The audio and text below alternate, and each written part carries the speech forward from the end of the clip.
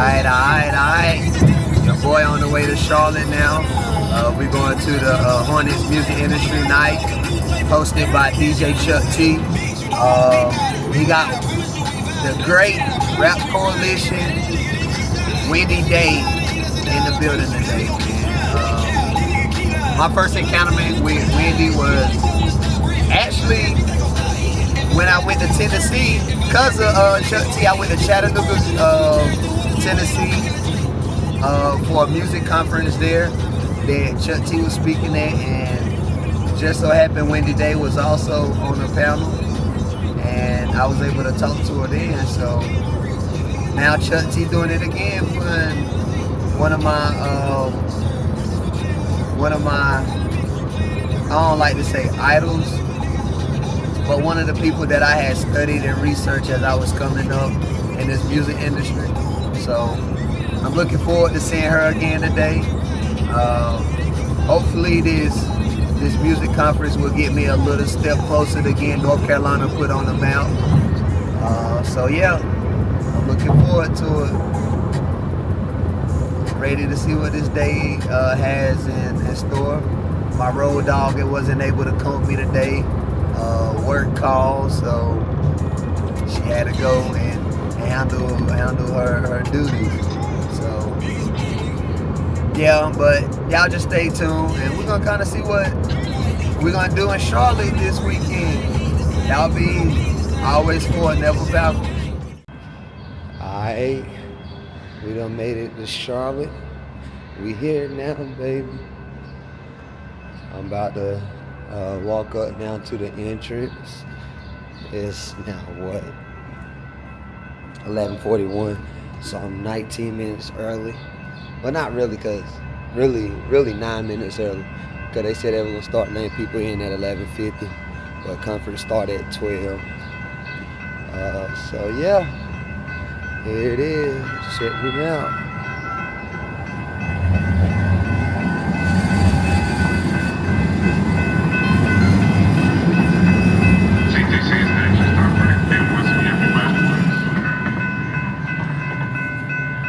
Spectra Center.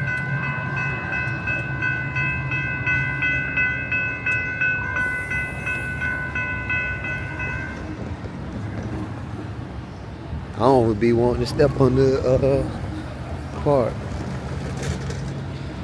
When I be walking across the track, I don't even step on the rail, just in case I decide to get electrocuted. Yeah. Go ahead. Panels do have like hip hop.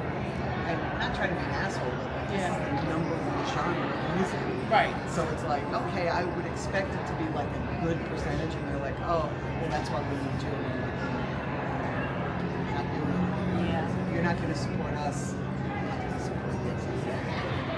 Seems like it's a lot of that. Yeah. But I'm speaking of music biz. Okay, what is that? Twice. May 12th through 17th. Definitely. It's in Atlanta. That's close. Bust down middle point, I got it playing. I'm a big fry. Walking through the club looking like a slave. What you know? What they say, get it sexy, get it sexy, get it sexy, get it sexy.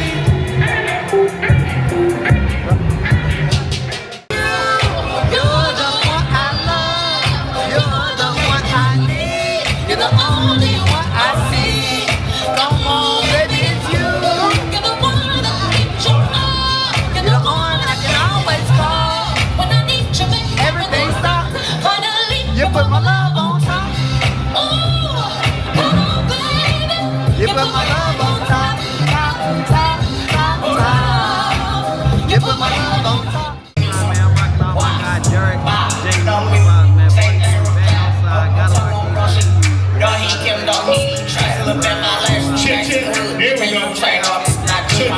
There we go. There we go.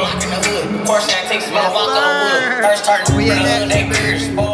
Night number 7, alright? Number 7. I appreciate each and every last single one of y'all for being here. I appreciate every last single one of y'all for rocking with me, for believing in yourselves, for believing in your careers, and for making sure that you are where you need to be. But you can't assume that I know what you got going on or I know who you are off the rip. You feel me? Like, and that's not trying to be disrespectful, but you can have your whole city, your whole market going crazy.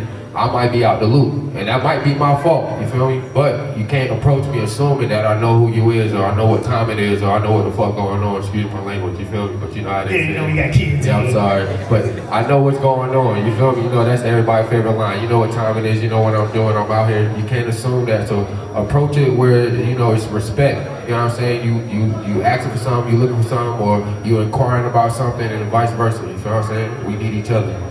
Gotcha. Understood. What did you look for in a manager whenever it came time for you to choose a manager? A lot of artists have no idea what to even look for. It's funny because I wasn't like going into this like searching for a manager. Like I grew up in theater, I grew up in the church, I grew up in all of that stuff. So music has always just been a part of my life. So it kind of came out of nowhere. Like I was just doing promo for him. I didn't even realize that he managed or did any of that stuff. Like I didn't know any of that stuff. But one day he hit me up and he was like, I feel like you have some potential to like do some other stuff. And I was like, oh, okay, bet. Like that's fine. I didn't have any imagination of me being a rapper. Managers will find I thought I was gonna be a singer. I thought I was going to be the next Demi Lovato or something like that. Yeah, nah, he found me, to be honest. I didn't find him, he found me. Gotcha, okay. That's the cheat code. All right, so look, get a mic. I can't be out working them. I can't want it more than they want it for themselves. And then like, you know, I pay attention to what's going on. Like, I came across my man right here off of artist event, you feel what I'm saying? Like you said, he didn't have to go through the DJ necessarily, he didn't have to go to the radio. I came to an event, where I am event, seen him. I was a fan, I followed him, he tapped in, he came to one of my events, so we started networking, and then it's like, I have to see you out and about, you know what I'm saying? And then that's just not far as the artist, that's just really everybody. Even when I try to network with other DJs higher than me, DJs doing, you know, bigger platforms than myself, like an Eastside. I gotta come to Eastside and network with him. I gotta follow Eastside or see where Sud going and try to pull up on Sud, see where I can get in, where I can fit in. So, like I said, the three things is, you know, working harder than me, wanting more than I do, and then seeing you out and about. Those are three things. I feel like that's my main gift, for real, for real. I feel like I can recognize and realize a star within 5 minutes of meeting, whether that's our verbal conversation or just seeing how you present yourself and how you carry yourself, or if it's your performance. Like bro was saying, you know, and I think that's very dope, for real, and that's why I encourage artists to do artist showcase open mics, because if a DJ ain't playing you, here go your chance to play yourself. And on top of that, you get to perform yourself and everything. But other than that, you know, these days I feel like the streets, they really the A&R. You know what I mean? They gonna let you know what's hot. So if the people ain't talking about you, you know what I'm saying? It's like, what we doing? But I feel like myself, I keep a very close ear to the street. I'm very tuned in with everything. So, you know, I be having an open ear, for real, for real. Pulling in to the first stop. I'm creaming a park cause it's so hot. Got my music blasted in the parking lot. I got 28, I'm eating up. Turn that sound so funny, young stuff. That's what we do. Janaya, I'm the coolest. Music stuff we rule. Like eat, sleep, repeat, and we do it all over again. I'm the type of girl who listens. I'm the type of girl who don't. I'm the type of girl to cut her wings, or should I let her go?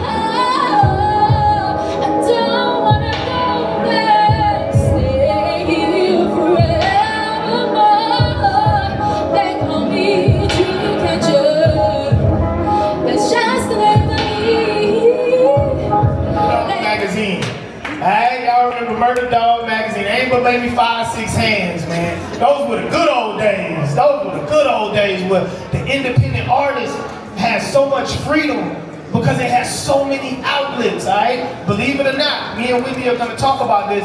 The internet has sort of suffocated independent artists, all right? It sort of suffocated them a little bit. But I first found out about her in Murder Dog magazine, and I first found out about her because she was the go-to person for artists to get a good record deal or get out of a bad record deal. Alright, she's worked with artists such as Tupac, alright, going way back, Tupac, Boosie, alright, Twista, Eminem, Cash Money, No Limit. I mean, La Russell. The list goes on and on and on and on and on. This young lady is a hip hop guru. She knows the business inside and out. Alright? How many of you all have a $30 million record deal? Anybody here got a $30 million record deal? No? Nobody got a $30 million record deal? Well, guess what? Wendy, they can help you get a $30 million record deal like she did for Cash Money in the 2000s whenever they rose to fame, whenever they first signed with Universal Records. That deal was the biggest record deal at the time any independent label had ever signed for. Not Puffy, not Rough Riders, you know what I'm saying? It was Cash Money at the time. That was a $30 million deal. If they were to do that same deal today, it would be close to a $300 million deal. Alright? But we're not even about to get into the resume because the resume is so extensive. I'll be up here all day. We want to pick her brain, alright? So look, y'all give it up for Wendy Day.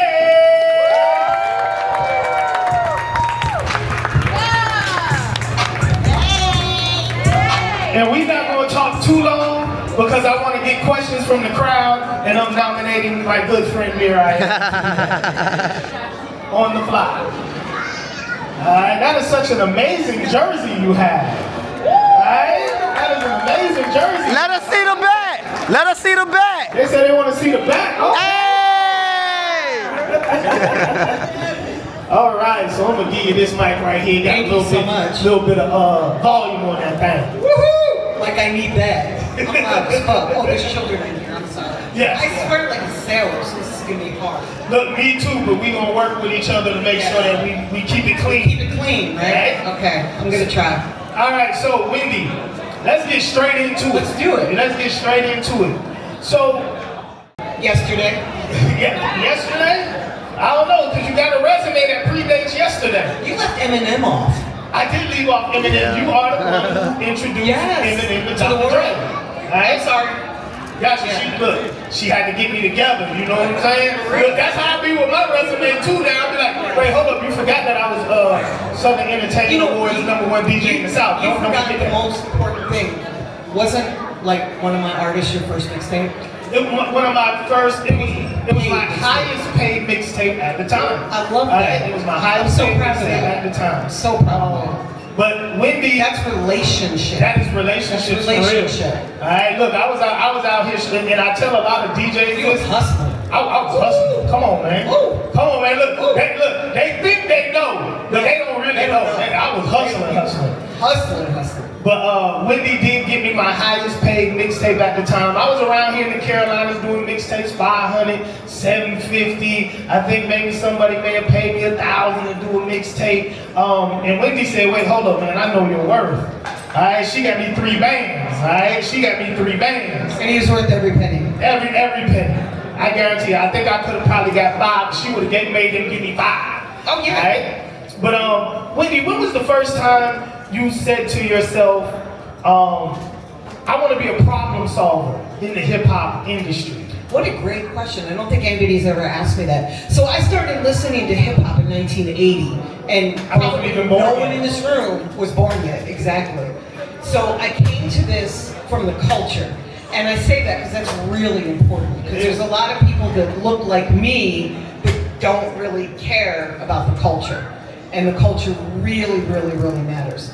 So when did I first want to solve problems? I've always been a problem solver, but I came to this in 1992 I heard about Eric B. and Rakim getting jerked, and I heard about other artists that were being taken advantage of. And these are artists that were like my favorites. So I took it personally. And I said, okay, you know what? I'm in corporate America. I'm making a lot of money. I'm gonna take my own money and put it back into helping the guys that I grew up on, like the guys that were my favorites. And the rest, they say, is history. You know, I only thought I'd be doing this for a couple of years. Oh, wow. I'm at year 33 right now. Oh, wow. I thought I would do this like 3 to 5 years. I would solve all the problems and I'd be out making like a ton of money again. No, because more problems come every day. There's a new hurdle in hip hop every day. Every day. In general. Yes, every day. I used to think it was a racism thing, and there is incredible racism in the music industry, but it's an economic thing. It's a greed thing, and that blew my mind. It wasn't black and white, it was green. It was all green, it's all about the money. Understood. And that's heartbreaking. So, you do have a degree, or you do have a background in law, correct? I do not. You do not? I do not. I have an undergraduate degree in art. I've got a master's degree in African American studies, and then I've got an MBA in business. Okay. But I never went to law school. Gotcha, okay, all right. Because I do stuff that I couldn't do if I had a law degree. Look, and I totally understand that because I'm the same way, and I asked that question because I already knew the answer. Yeah, I skipped the line. Yeah, understood. You know what I'm saying? Understood. So, when did you start learning the business? When did you deep dive in the business? 1992. And I'm really fortunate because I had people that came before me that were kind enough to share their deals with me, like Too Short, E40. These were guys that had really great independent deals. Like for example, every time Short delivered an album to Jive, they gave him $1 million. And if he hadn't told me that when I went to do Twist's deal and Do or Die's deal, I wouldn't have known the value and may have settled for the okie doke. But when I knew that there was somebody out there that was making the lion's share of the money, I said, well, my guys can too. We'll just build the leverage, put out the music independently, get their buzz so high that the labels would have to come correct. All right, so that leads me to a question I was going to ask you later on, but you brought up leverage. All right, It's the most important thing. Back in the day, all right, back in the CD era, we knew that building leverage was selling CDs, getting your music on the radio, doing shows. In today's music climate, what is building leverage? Because I mean, back in our day, it was hard to fake numbers. You could still do it, but it was hard. But nowadays, it's really, really easy to fake numbers. But it's also easy to see it. You know what? You were correct. It's also easy to see it. So when you are working with artists nowadays, how do you build leverage? What are 2 or 3 of the things that you say, this is what we have to do in order to build leverage so that when the labels come or a sponsorship comes or a partnership comes, we not out here doing these crazy deals? You know, it's kind of the same today as it's always been. And what I mean by that is leverage is buzz. So if a lot of people are talking about you and people are excited about you and you're building a fan base, that's leverage, right? And the way that we see it in 2025 is through social media numbers, TikTok numbers, Instagram numbers. And I mean real numbers. I don't mean the bullshit that people do. They go and buy 100,000 followers for $5 grand. I don't mean the ego stuff. I mean the real numbers. And you can tell when it's real and when it's not. You just look at the engagement. And also we look at the streaming numbers. So if somebody has 5,000 monthly followers and then somebody else has 538,000 monthly followers, the person with 500,000 monthly followers probably has a little bit more buzz or hype than the person with 5,000. And you can go into almost any dashboard, whether it's Chartmetric or whether it's your own, and see what's real and what's not in terms of streams. And believe me, everybody can see it. Exactly. So you brought up Chartmetrics. Tell us a little bit about Chartmetrics, what it is, and how you use it on a daily basis. Absolutely. So Chartmetric is a company that tracks artists, and they They link your social media accounts, all of your DSP accounts, which is like Spotify, Apple Music, Amazon Music, Tidal. They're kind of the ones that matter. Tidal not so much, but I'd like to give them a shout out anyway. And then of course all the main social media accounts. And they give every artist a score. There's actually 2 million rappers on Chartmetric, right? And they rank you number 1 down through 2 million and something. And you can see by somebody's score on Chartmetric how well they're doing. Now, it's not 100% accurate for newer artists, but when you get to a certain level, all of a sudden it kind of kicks in and becomes very real. So for me, I look at it as, are we about to kick into that real level, or do we still have some ways to go? The way the major labels use it is they look and see who's already kicked in, who's got a real fan base, whose numbers are real, and then they start offering deals and throwing money. But I'm from the school of thought that you do not need a major record label in 2025. There's just no reason for it. You do need money. You need money, you need talent. Talent is number 1, and you need a work ethic. Work ethic is really important. So, with that being said, what do you feel like major labels aren't offering artists that doesn't make them necessary anymore? Because at one point in time, you had to have a label. It was almost mandatory. They were gatekeepers, right? In the 90s, like Cash Money was independent. They had put out 31 CDs over a 6-year period when I found them in New Orleans. Today, it's different because there are no CDs, but you do need to have music in the marketplace. You need to have multiple releases. Today, it's singles, it's not albums.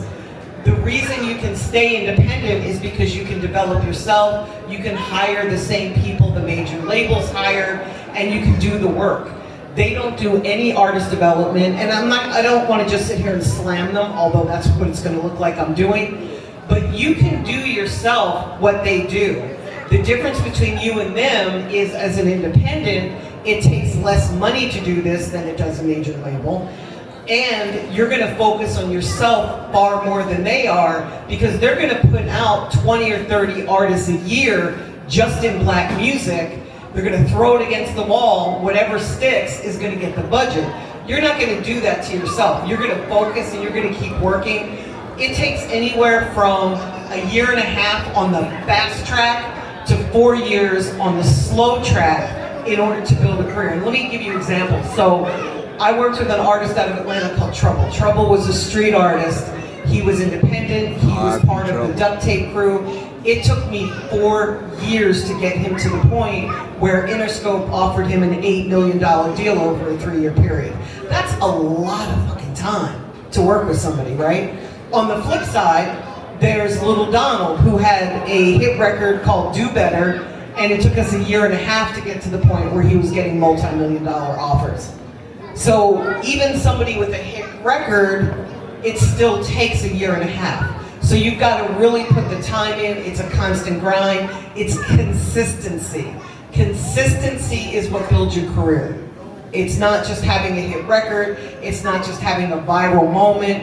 It's not being a trend on TikTok. It's really about building a solid career. You want to build generational wealth. You don't want to just have a one-hit wonder. Gotcha. So your resume is pretty deep. Who was the first artist that you locked in with? Twista? Yeah, Do or Die or Twista. I took a course in Baltimore at a music conference. It was just a one-day course that taught the whole room for $99 how to put out music into the marketplace. And I sat there and learned, and then I called one of my friends in Chicago, a street dude, and I said, I know you're putting out Do or Die. Can I come to Chicago and help you? And he's like, sure, for free? I'm like, uh-huh. So I helped them put out Po Pim, which was my first release ever, and helped them sell 380,000 CDs and took them like to that next level. And then all of a sudden there was a bidding war for them. That's good. That's real good. Bidding wars. Let's go back. We like those. We love the bidding wars.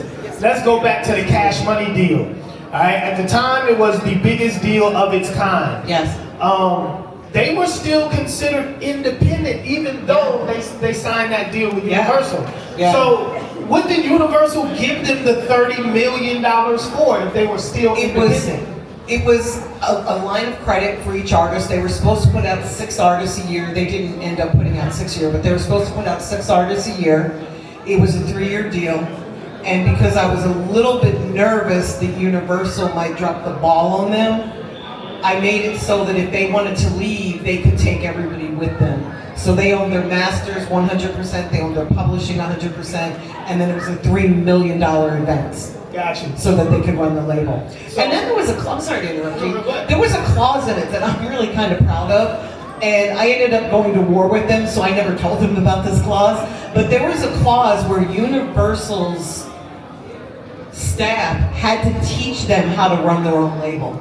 So they were able to come at their own expense. They were able to come to New York and learn under the video department, the radio department, the marketing department, the street team department. And Universal had to teach them so that when they chose to leave after 3 years, and by the way, they didn't leave, but if they chose to leave and go someplace else, they would have the skills to stay independent. Gotcha. So, Irv Gotti, God rest his soul, he talked about on Drink Champs how that deal was something that was never offered to anybody in New York at all, whether it be Rough Riders, Bad Boy, Rockefeller.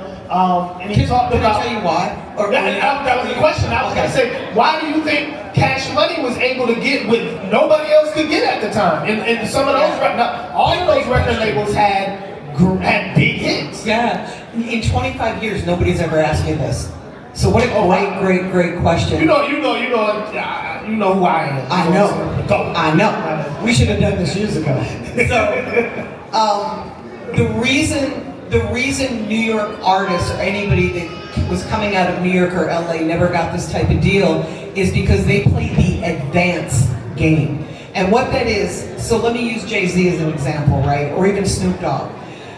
Instead of putting up their own money or finding an investor to fund them, they chose to get in bed with a major label. And what the major labels do is they advance you money, let's say $1 million, right, for example, because I just gave you the Too Short example. That's the advance game. They give you an advance, and then you have to pay that back, and the budget, and the recording costs out of your percentage. So if you have a 15-point deal, which means 15% of all the income, the spending does not come off the top and then you get 15%. If they spend $5 million, including the $1 million they advanced you, you pay that $5 million back out of your 15%. Now, if anybody in here does math, yeah, that's bad. You've never recouped. I don't know any artists that have recouped, and I've been doing this. Well, Drake probably has, Eminem probably has, T.I. probably has. Tony Yayo said 50 Cent recouped in a month off Get Rich or Die Trying. Okay, that's cool. Yeah. That's cool. I wouldn't have guessed that. So I'm glad. But most artists never recoup, and that's a problem because then you're always in debt. So the only money you get is that advance. And I know you're thinking, oh, you're getting $1 million, that's a lot of money.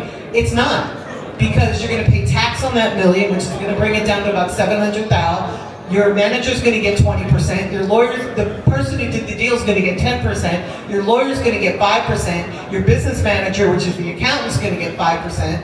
So all of a sudden, that $1 million is looking like a cool 200 or a cool 150. And most people can't go 3 years or 4 years living off of that money, especially when you're a star and you've got to look like a star. Everybody's looking at you like, what are you driving? What's around your neck? Who's the baddest bitch on your arm? Excuse me, I'm swearing again. Who's the young lady on your arm? You know, all these little trophies that you're supposed to have as a superstar, they all cost money. Nah, understood. Let's fast forward to 2025. Where we are now. I love where we are now. I agree. A lot of people always talk about the past and how you know, in the past we made so much money. I tell them there's more My money to artists be make made more money now. Yeah, there's more money to be made. I make Yeah. more money now than I did 10, 15 years ago. Right. So that leads me to the next question. Me too. Why do you feel like there's more money in the game now than there was 15, 20 years ago when everybody says, oh, the CD era was where the money was, and you know, we had money, money, money just coming out of everywhere. Why do you feel like that's not true? I'm gonna hit you with the math. So when we were selling CDs, the wholesale price was $12.69. If there's 10 songs on a CD, right? That means that I only have to stream 250 times on one song to make what I was making as an artist hawking CDs. That's really not hard to do. If you think about the music you listen to, has anybody here ever listened to their favorite song more than 250 times? Because that's probably a week for me, or maybe 2 weeks for me. All kidding aside though, it's just better economics. There's no gatekeepers. I can go right to the artist fan base directly. I don't need a major label anymore. Back in the day, I needed a major. I had to do that deal for Cash Money. If they couldn't keep doing it themselves, they were maxing out at 75,000 CDs every time they dropped an artist. We couldn't get above that. Like, it was next to impossible. We couldn't get on radio back then. Now I can go to radio. I can do digital marketing. It's not cheap. Like, we spend about $150,000 to break an artist, right? So it's not cheap to do this. But when you look at starting a company or a tech startup, because you guys that are artists, you're basically startups, right? Any business that you start, you're gonna have to sink money into it to get it to the next level. And today it's so overcrowded that you can't bypass that marketing approach or that getting people to talk about you approach.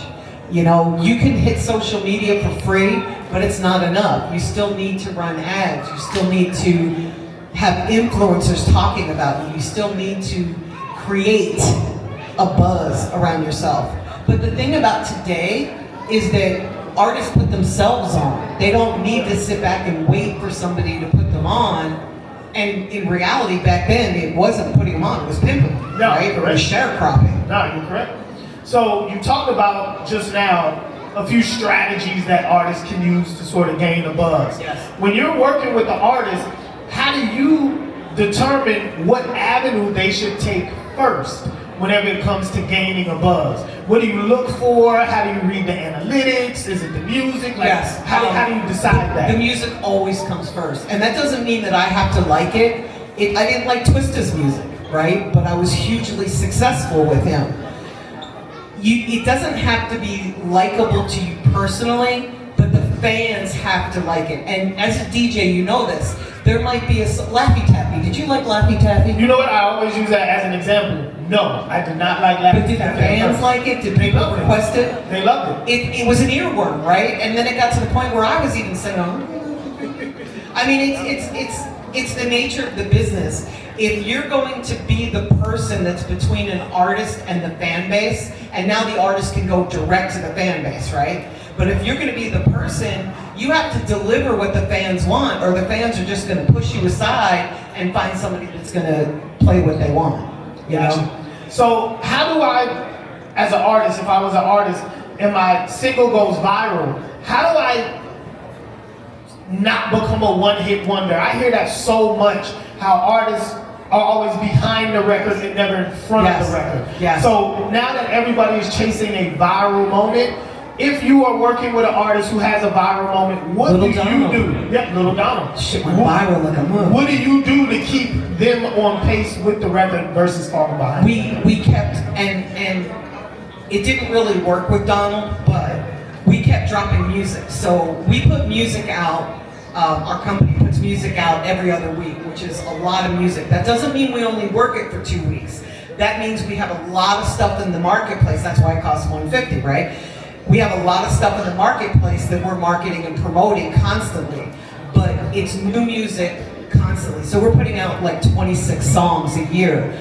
With Donald, because he was so busy once the song started to blow, and he had a lot of music, but not a lot of music that sounded like Do Better. He had a lot of catchy tunes. He also made a song, was it called Juice? I forget what it was called, but it was nothing like, it was a gimmick, right? It was nothing like Do Better. So he had to start making more music that sounded like what the fans were reacting to. So we started putting music out every 4 to 5 weeks because that was as fast as we could keep up with it. But that was the goal, was to build him as a solid artist. And then when you are engaging on social media, which you have to do, you have to put out content consistently on social media, and you have to actually talk to people, right? And if we had kept his content the same as his image of Do Better, we would have been out of here. The problem was, once he started to make money for the first time in his life, he got really excited and started posting pictures of him holding money phones and stacks of money and Gucci shoes and Gucci hats and Fendi outfits, and he started away from the music, becoming the opposite of the realness and the authenticity that he was talking about in his music. So his image did not match the music, and what happened was the people embraced the music but didn't attach him to it. They were like, oh, this can't be him. This guy's holding a stack of, $30,000 worth of hundreds up to his ear. This can't be the guy that's talking about my man shouldn't beat me. Like, this can't possibly be him. So we had a discongruency. Is that a word? I think I just made up a word. Disconnect. We had a huge disconnect between who he was and the music. So it was very difficult to keep that growth happening the way that it should. Learn from that. Lesson. They see a lot of the jewels that you drop. One of the jewels that you drop that I always share is when you talk about long form versus short form videos and how much money you tell an artist or you suggest an artist should put into a video.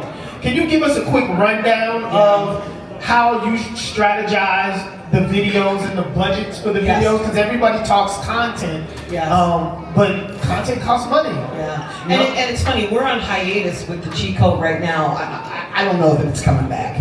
We went on hiatus in April because Ferrari got really busy. He's now a music director for iHeart in Atlanta, and I don't want to slow his roll, right? So I'm cool with that. Understood. But it's changed. The industry has changed even since April when we filmed our last. I don't shoot music videos anymore. Don't throw things. I don't shoot long form music videos anymore unless the song starts to take off, then I'm gonna do it. But short form content is where it's at. And the older the artist is, the more important long form content is. The younger the artist is, the more important social media content is, right? I mean, you need social media content regardless. But if you're going after a fan that's 40 years old, they're going to want to see some sort of a music video. If you're going after a fan that's 18, they could give a flying about a music video. They just don't care. So you've got to reach your audience where they are. And if you're wondering who your audience is, go into your dashboards on all of your accounts, especially on TikTok, especially on Instagram, especially on YouTube, and even Facebook still matters. And see how long people are staying on your videos.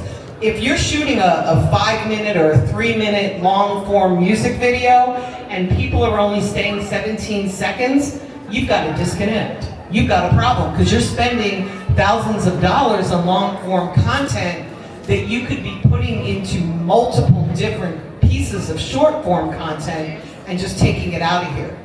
And I cannot begin to tell you how important social media is to your career.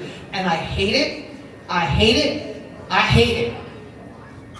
You can't get around it. You've got to post every day. I post multiple times a day and I see my numbers grow, and that breaks my heart. Because I don't want that to be true and I hate doing it. Understood. I'm not from that world. No, I get it. I totally get it. I wasn't born with a phone in my hand. All right, so it's very hard. Gotcha. So they're signaling for me to wrap it up. We have Time for 2 quick questions, all right? Well, then if we're gonna do that, can I give y'all my email address? Yes. So that, because I know everybody in here has at least 5 questions for me. So I'm gonna do something I don't normally do, and I'm gonna ask you, please don't share it, because I'm already gonna get overwhelmed. All right, y'all turn your cameras off. Cameras off. Please. Thank you for that. Yeah, thank you. Since you say you have to know the business, I recently got my LLC because I'm making a decision to stay an independent artist. I want to ask you, how can I stick to that LLC, but also make it into where I'm making money, like revenue, money, without me having my label? Because I'm not making my LLC my label, I'm making that my business. So Got it. It's like a holding company. it's a whole, yes, because I have made my mind up, like I don't want to get signed. I want to make sure that I love that. I could be my own boss. I love that, and I'm big on that. LaRussell made that decision. I'm working with an artist called Flawless. He made that decision. Eric Bellinger, he made that decision. And these are all people that are making money. So if they can do it, everybody in here can do it. It takes work, great music, and money. That's really it, honestly. Well, that's not it, but that's 90% of it. An LLC it's a tax status. It protects you in case you get sued so that somebody can't come after your personal assets. But when you pay your taxes, your LLC is going to be treated like it's personal money. So there isn't really much you have to do to differentiate. Just make sure that your LLC has a bank account and that you're not commingling your funds. Make sure that if it's a business expense, you're paying it out of the LLC. If it's a personal expense like hair and nails, unless it's before a show, hair and nails would be a personal expense, right? A vacation is a personal expense. All right. So look, y'all give it up for Wendy Day. Thank you for having me.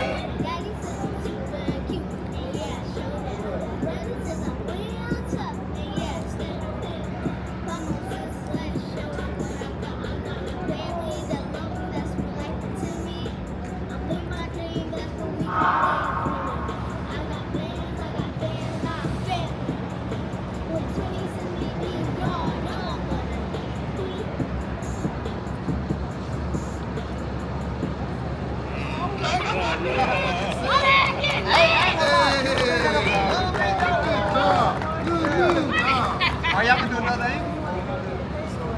Y'all good, thank y'all. Them was good. Yeah, we want to see it. Let's see Naya.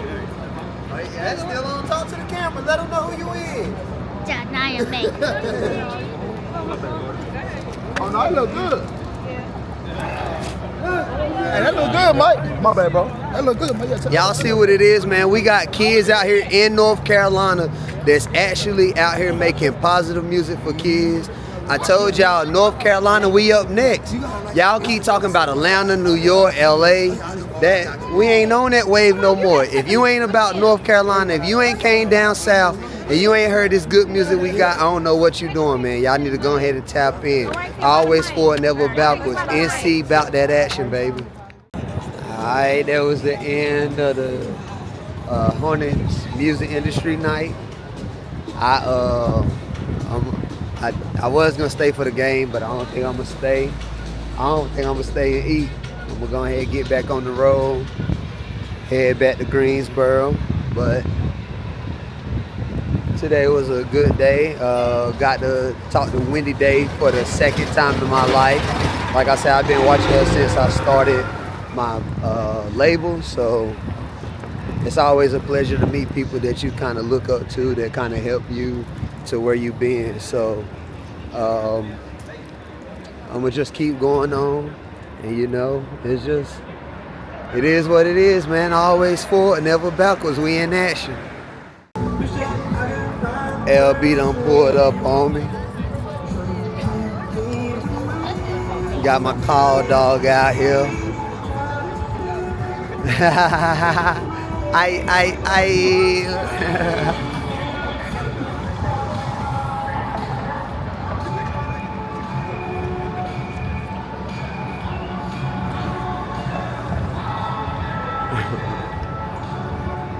Hiya.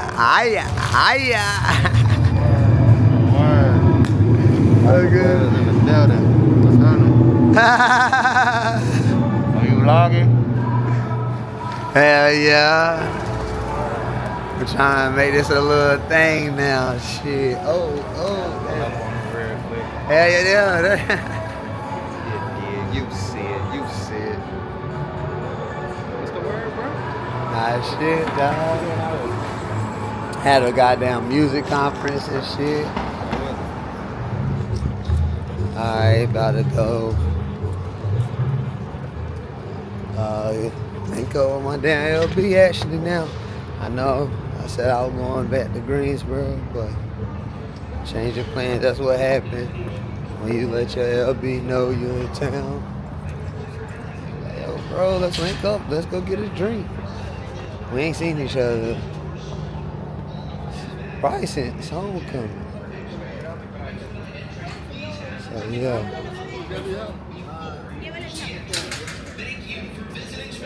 What's up with you? Nah. Yeah. I about to say I do got a ticket if anybody need one. Huh? Oh yeah. Oh. I do. That's what's up. I just met one of my damn KK Soft Rap brothers.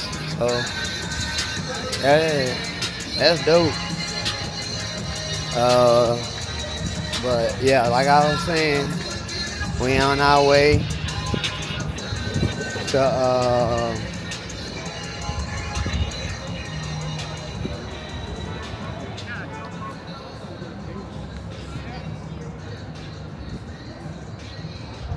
we about to head out to some bar. But yeah, I'm just gonna enjoy the city while I'm here. We in Queen City, baby. Look at them skyscrapers. You know I'm from Kent, so we ain't got them. Look at it, everything.